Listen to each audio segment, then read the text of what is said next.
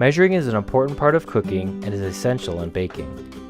There are two basic measuring utensils that are used most frequently. Those are measuring spoons for measuring small amounts and measuring cups for larger amounts. Measuring spoons usually come in 1/8, 1/4, 1/2, and 1 teaspoon measures, along with 1 tablespoon measure. 3 teaspoons equals 1 tablespoon, and there are 4 tablespoons in a quarter cup.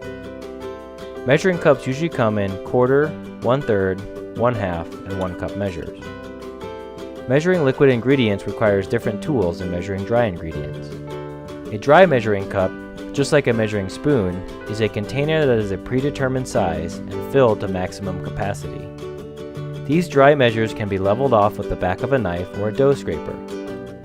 Many dry ingredients, such as granulated sugar, are not very compressible, so volume measures are consistent.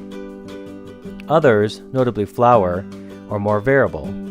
For example, 1 cup of all-purpose flour sifted into a cup and leveled weighs about 100 grams, whereas 1 cup of all-purpose flour scooped from its container and leveled weighs about 140 grams.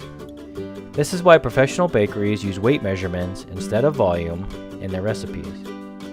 At home, it is important not to pack down the ingredients into the measuring cup.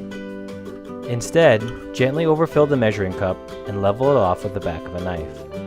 When using a dry measure for foods such as chopped vegetables or herbs, it can lead to a great deal of variation in the final amount of the product.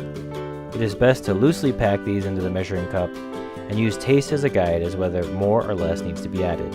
A liquid measuring cup is often transparent and has a scale on the side or at an angle inside the measuring cup. When using a scale on the side, it is important to be at eye level with the scale so that an accurate measurement is achieved. When measuring sticky ingredients, it is important to use a spatula to scrape all the ingredients into the mixing bowl.